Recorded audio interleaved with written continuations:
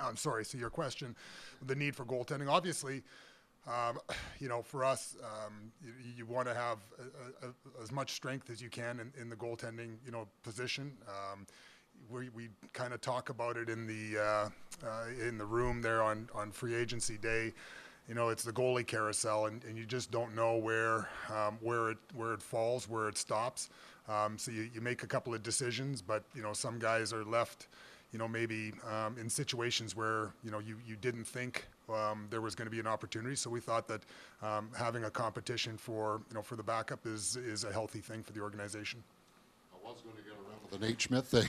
Yeah, sorry. But no, that's fine. No, Yeah. but to ask, I'm guessing he was bought out, Yes. so you could clear cap space. Yes. I don't know if that was aimed towards today or not. So would you I think paraphrase today it gives as us the flexibility. I guess they always talk about the different levers that you have, in the cap world, and at different points in time you can use them. And we felt that it was just important to have that cap space available, whether it's for now, whether it's for later, whatever that situation might be, and you make those decisions, and you see what's available in front of you.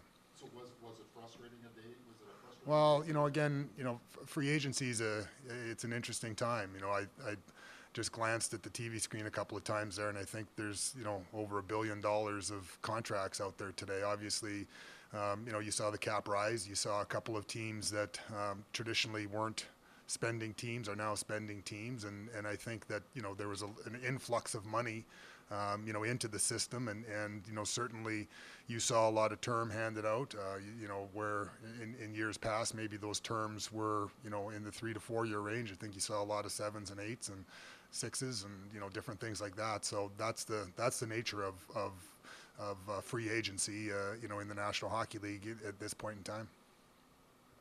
Was the barrier with Sean Monahan the extra year for you guys, or what kind of? Yeah, no, we were right there with Sean. We were right there with Brendan Dillon. Again, we thank them for their contributions to the organization, and when you get to free agency, you get that opportunity to make your own decisions. But financially, it was both were very competitive offers, and again, I think again, the opportunities for our organization are not so much with those two players moving, but it's with us having an opportunity for people in our organization to grow. If you look at the forward group that we have at the current time, and again, there are further discussions ongoing, and I think one thing about free agency is it doesn't just stop on free agency day. I think once the dust settles, you go through the different teams, and you may find some needs for trades or different things of the like in some organizations. So we'll take a look at all that. But if I'm a young player in the Jets organization today, I'm pretty excited about the opportunities that are in front of me, and I'm working pretty hard in the off season to make sure I take full advantage. For your 2C job, then, I mean, is there an opportunity there for Brad Lambert or Cole Perfetti or even Gabe Velarde to? Well, yeah. Look for a again, I wouldn't, I'm not anointing anybody, the 2C opportunity. I think, for us, we're sitting here July 1. There's a little ways from training camp. There's lots of different thought processes that, that'll certainly, take a look at. But, again, there's been capable people that have, stepped up in our organization, and we expect them to step up again.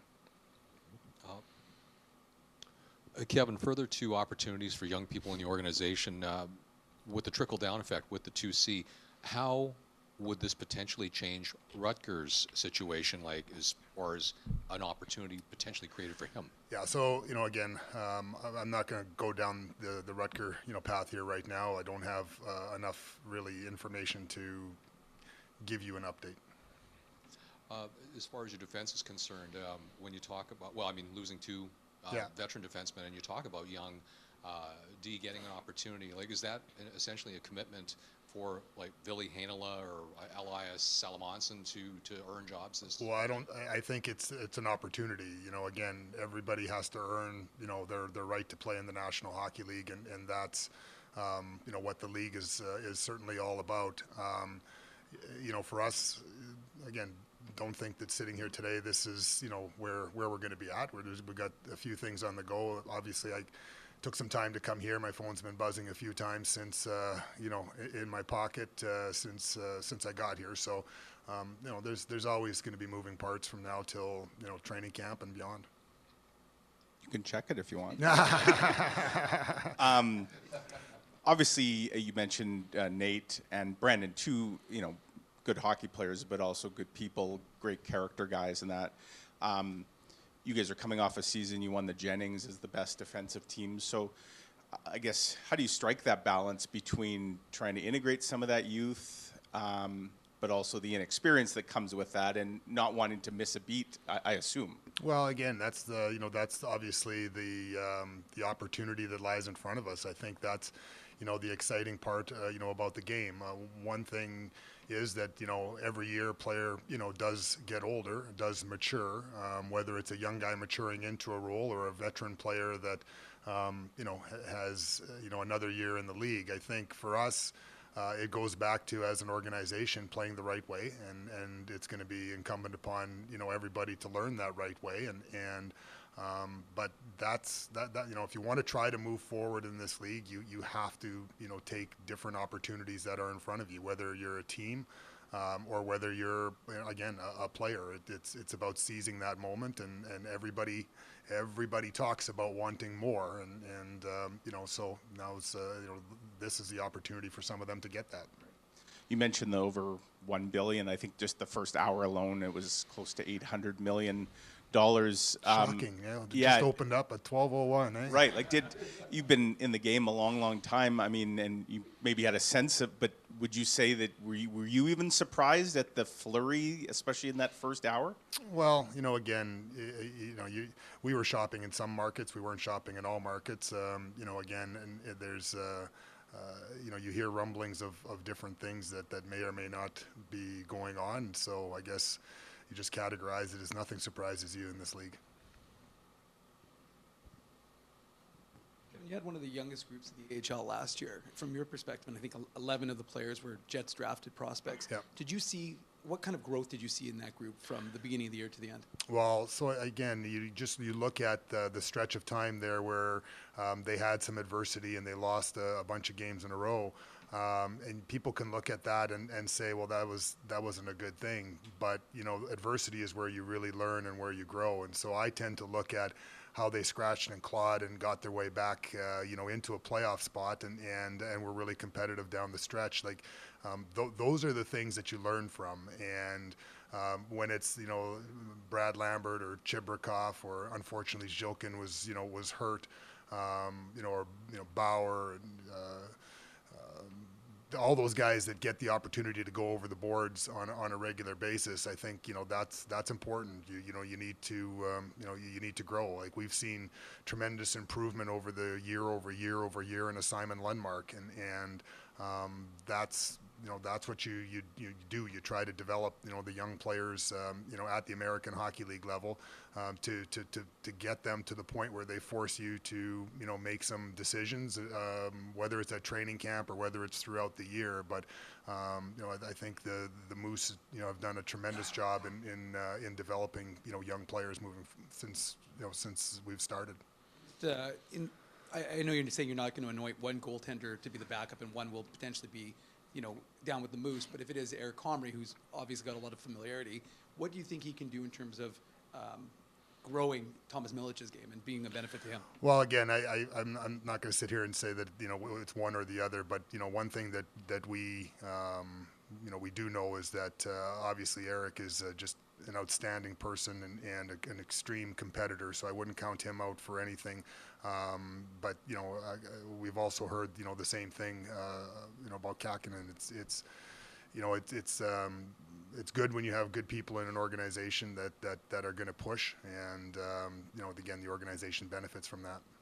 Kevin, we hear from fans all day. You see Nashville splurging on Stamkos, Marchessault, Shea, Chicago going, even Utah at the draft and all that. What do you think when you see those and the strengthening that's happening around you in the Central? Well, I think again, if you look at the processes that some of those teams, have gone through or talked about going through, certainly some of them look like they're pivoting now and going into different directions, and whether they've had cap space or whatever their own individual situations are. From that standpoint, they were able to do some things in the marketplace today, and again, free agency is an interesting time, that's for sure. And I can guarantee you, because I've been on the other side. As exhilarating as it can be to maybe make some of those deals, sometimes when you wake up the next morning, you kind of wonder, what did I just do?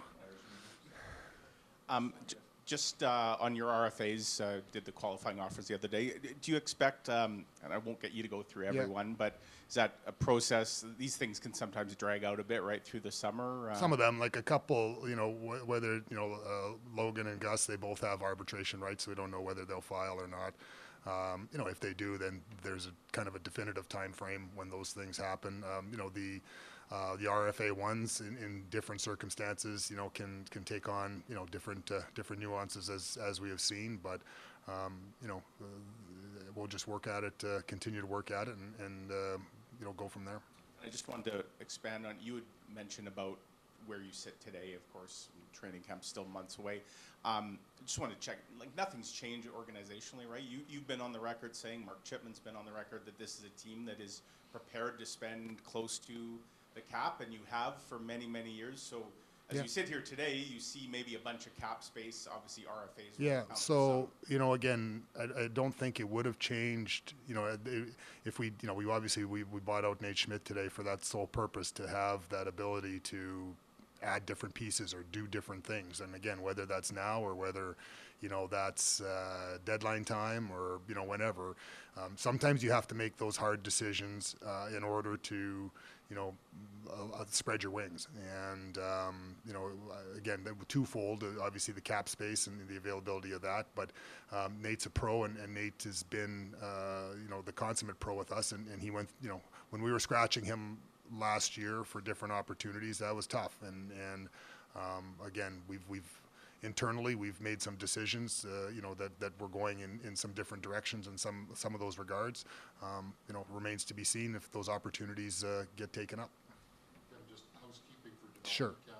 I know Garrett Brown, I believe it was commitments to school that prevented him from coming last year. Yes. He was injured. Yes. Is he still I coming? believe he is coming. I think his name is on the list there. I believe he is coming. And again, the injury will probably keep him off the ice. And yes, it was school commitments. I think Chibrikov, I'm not sure. I don't think he'll be able to make it because he's got school commitments. It's kind of a thing over in Russia there. I think from a again, I don't quite understand it, but he needs to go to school, and so. I don't think he'll be here as well, but Garrett should be. And Lopin, is he going to be able to make it from Toronto? I believe, I haven't seen travel schedules, but I haven't heard anything to the contrary. Thank you. Thanks, guys.